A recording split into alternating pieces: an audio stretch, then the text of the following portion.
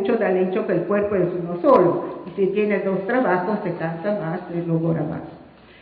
Entonces, esto es un desafío tenemos dos claves fundamentales. Uno es la desigualdad de género, pero el otro es en qué estamos desiguales, en poner la vida en la complejidad cotidiana como el espacio donde vemos las desigualdades y como el espacio de la cadena de las responsabilidades pública y privada. Ahora, si la renta va a tomar millones, centenares de euros y de dólares y desplaza la sanidad, y desplaza los servicios, y desplaza la vida, van a pagar. Pero también las políticas se ponen insostenibles. Yo estudié la historia de la asistencia a los pobres en Inglaterra. Lo que no pasa por el salario bastante y las habitaciones y la salud va a pasar en el cárcel, en el intervento al excluido, porque las políticas aún son clandestinos, aún no son ciudadanos, tienen cuerpos enfrente y tienen que hacer algo. Como las mujeres. Sí, y la política que hace mucho cuenta sobre las mujeres. Pero los dos ahora están en una situación insostenible. Entonces, pues, yo creo que sería muy importante poner una alianza de las dos figuras que hablan de bienestar como sentido de su acción, y después tiene que hacer la cuenta con el dinero y con los recursos. Porque en cada de las dos instituciones, la familia y el Estado, la situación es insostenible. Y no se puede, es un mito que las mujeres son infinitamente sacrificales y omnipotentes. Si no hay recursos públicos y si no hay salarios adecuados y si no hay pensiones, algo va a pasar. Algo va a pasar. Y el trabajo no pagado no es un contributo al ingreso nacional, pero es un costo por las mujeres. Y eso se tiene que ver. Las mujeres son usadas como medios, exactamente como el trabajo salarial, los trabajadores son medios por producir un excedente que es usado por el beneficio o por la renta ahora, porque el beneficio tiene problemas de acumulación, porque se bajan los consumos, tienes después problemas de mercado, y se va a poner en la renta, espera que el tiempo pasa y que algo pasa, y se tiene que reestructurar el sistema, pero en la reestructuración la vida se va a poner dramáticas, como ya son, y eso es un problema de los hombres, porque son su vida, eso es el problema de los hombres, descargan la responsabilidad de su vida sobre las mujeres, y eso es lo que destruye a las mujeres. Cuando me invitan a los metalúrgicos, y la semana próxima soy a Milano por el centenario del sindicato de la izquierda de los metalúrgicos, siempre voy diciendo, lo que destruye a las mujeres es la debilidad masculina y de los hombres, el hecho que no lo ponen en el espacio público, como nosotros tratamos de hacer, su vida, no la vida de los niños. Eso es el efecto, que eso se esconde detrás de los niños. Pero el problema es la vulnerabilidad, que es normal, pero que no tiene discurso público. Y eso es lo que tenemos que hacer.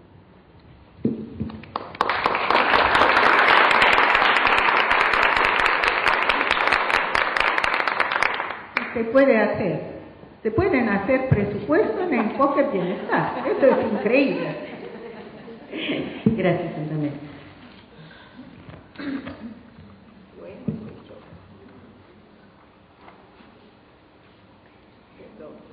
Bueno, muchas gracias, Antonella. Ha sido muy interesante, muchas cosas para pensar, muchos temas que nos has dado para la reflexión y para el marco de este trabajo que vamos a hacer estos días. Bueno, en segundo lugar vamos a tener la presentación de Corina Rodríguez. Ella es doctora en Economía y es investigadora del CONICET y del CIEP en Buenos Aires, Argentina. Ella nos va a presentar el tema la política fiscal desde la perspectiva de género, elementos para el análisis y para la incorporación al presupuesto público. Muchas gracias, buenos días a todas y todos. Quiero comenzar agradeciendo a la organización de este evento y en especial a Raquel la invitación a participar. Estoy muy contenta de poder compartir estos 2 días de reflexión y de trabajo con todas y todos ustedes. Y también me siento muy honrada de estar en esta mesa con mis colegas y en particular con Antonella, que ha sido para muchas de las que estamos aquí una iluminación y sigue siendo una inspiración permanente. Bueno, yo quería compartir con ustedes reflexiones en torno a 3 preguntas y voy a ser bastante breve. ¿Por qué nos interesa introducir la perspectiva de género en el diseño, implementación y análisis de la política fiscal? Va a ser la primera pregunta. Y la segunda va a ser qué significa concretamente hacer esto, qué significa introducir la perspectiva de género en materia de política fiscal. Y finalmente, cómo pueden los presupuestos utilizarse para esto. Yendo entonces a la primera pregunta de por qué nos interesa este cruce entre política fiscal y perspectiva de género. Y creo que la respuesta ya ha estado expuesta en algún sentido en las exposiciones que me precedieron. Nos interesa esto porque estamos preocupadas y preocupados por la equidad y porque somos conscientes que la política fiscal es un instrumento imprescindible que puede servir para avanzar o para detener el avance en materia de justicia distributiva. Como estamos preocupadas y preocupados por esto, por la justicia distributiva, es que consideramos imprescindible ocuparnos de la política fiscal, que es el instrumento que el Estado tiene para redistribuir. Esta palabra redistribución yo creo que es clave y ya apareció esta mañana, porque es la política fiscal el mecanismo que tiene el Estado para modificar la distribución propia del mecanismo de regulación de mercado que regula el sistema capitalista y que inherentemente genera desigualdad. Por eso nos preocupa la política fiscal, porque es un elemento imprescindible para modificar la inequidad distributiva que es sistémica. Y nos interesa porque, por las cosas que se fueron diciendo y por mucho de lo que dijo Antonella recién, la política económica y la política fiscal operan en un campo desigual. Introducir la perspectiva de género implica reconocer esta desigualdad. El campo económico en el cual opera la política fiscal es un campo desigual y esta desigualdad está determinada por la subordinación económica de las mujeres. En la raíz de esta subordinación económica está la desigual distribución del trabajo y del tiempo, tal como ya fue comentado, y esta distribución sexual del trabajo implica diferentes posibilidades para hombres y mujeres en el acceso y control de los recursos económicos. Por lo tanto, la política fiscal opera en un campo desigual y en ese sentido la política fiscal tiene impactos diferenciados, porque opera en un campo donde hay posiciones económicas diferentes entre varones y mujeres, además de haber posiciones económicas diferentes al interior de los varones y al interior de las mujeres. La política fiscal, al operar entonces en este campo desigual, tiene impactos diferenciados, pero además porque es el elemento que tiene la capacidad de redistribuir, puede contribuir a transformar la desigualdad de este campo. ¿Qué significa entonces incorporar la dimensión de género en la política fiscal? Pensando en esto, se me ocurrió sintetizar este significado en 3 puntos. Incorporar la perspectiva de género en la política fiscal implica, a mi modo de entenderlo, en primer lugar, comprender este impacto diferenciado que la política fiscal tiene sobre la situación de varones y mujeres y sobre la equidad o la igualdad de género. En segundo lugar, incorporar la perspectiva de género a la política fiscal significa incorporar la voz de las mujeres en los procesos de diseño, implementación, monitoreo y análisis de estas políticas. Y en tercer lugar, me parece que incorporar la perspectiva de género en la política fiscal implica construir un sistema de información que permita lo anterior, un sistema de información que permita visibilizar estos impactos diferenciados, construir un sistema de información que permita reconocer las demandas diferenciadas de varones y mujeres y que permita ejercer esta participación de la voz de las mujeres en la construcción de las políticas fiscales. Para ampliar un poquito cada uno de estos puntos, en relación con el primero, que es que introducir la perspectiva de género en la política fiscal implica visibilizar y analizar los impactos diferenciados que esta política fiscal tiene sobre la vida de las personas, creo que estos impactos se pueden mirar en tres niveles, como me recordaba Raquel hablando antes de venir aquí.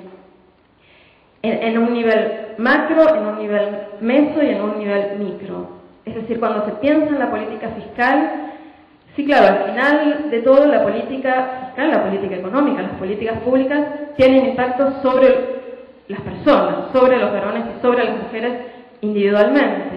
Pero este impacto se puede analizar a través de los tres niveles en los cuales las políticas operan. Y en este sentido, una de las cosas que quiero enfatizar es que la política macroeconómica, por más abstracta que se la pueda llegar a sentir en relación con la vida de las personas, tiene impactos particulares en los distintos grupos poblacionales y tienen impactos muy específicos sobre los sectores que se encuentran económicamente subordinados. Sectores donde, ya hemos dicho, las mujeres nos encontramos sobre representadas. Y en este sentido, aproximar la perspectiva de género a la política fiscal en un nivel macro de análisis implica considerar que va a ser diferente la repercusión para la vida de mujeres y varones una política fiscal contracíclica que promueva en una situación de retracción económica la inversión en los sectores económicos más postergados, la recreación del consumo para volver a revertir el ciclo económico. Este impacto va a ser muy diferente que el impacto que puede tener una política fiscal procíclica que frente a una desaceleración del crecimiento económico o frente a una retracción del crecimiento económico lo que aplica son políticas de ajuste. Y creo que en América Latina hemos tenido una experiencia muy prolongada y muy persistente en este sentido. De la misma forma, podemos diferenciar el impacto que tienen políticas más expansivas que políticas más restrictivas. Y de la misma forma podemos comprender lo diferente que va a resultarle la vida a las personas si lo que opera desde el Estado es una política que se pone como objetivo prioritario, por ejemplo, controlar la inflación, y tenemos una política que busca sostener metas de inflación, que una política que en lugar de tener ese objetivo prioritario se pone un objetivo prioritario relativo al empleo. En lugar de tener metas de inflación, tenemos metas de empleo. A las personas que tienen sistemáticamente mayores dificultades en su experiencia en el mundo laboral, porque tienen mayor dificultad para insertarse en el mercado laboral, o porque cuando se insertan lo hacen mayoritariamente en tipos de empleos de menor calidad, más precarios, sin protección social y con menor remuneración, claramente que el objetivo prioritario de la política económica, sea uno u otro, inflación o empleo, va a ser diferente. Y de la misma forma va a ser diferente el impacto que una política macroeconómica pueda tener si opera inspirada por la creencia en que necesitamos crecer para luego derramar los beneficios de ese crecimiento a la población, que si tenemos una política económica orientada a redistribuir para crecer o a romper el vínculo entre crecimiento e inequidad tan caro a la dinámica macroeconómica latinoamericana. También podemos introducirnos en el análisis de la política fiscal desde la mirada de género en un nivel meso, en el nivel de las instituciones. Y en ese sentido podemos reflexionar sobre cuáles son las implicancias de la política fiscal en términos de expansión o retracción en el mercado laboral, en la línea de lo que señalaba recientemente. Políticas expansivas para el mercado laboral, políticas que prioricen el mejoramiento de la calidad del empleo, van a tener unas implicancias muy concretas sobre la vida de las mujeres. Podemos pensar en la composición del gasto público vis a vis las demandas sociales, y ahí también los distintos grupos de población tienen demandas sociales específicas y las demandas sociales de las mujeres son particulares. Podemos pensar en cómo la expansión o retracción del gasto público en servicios sociales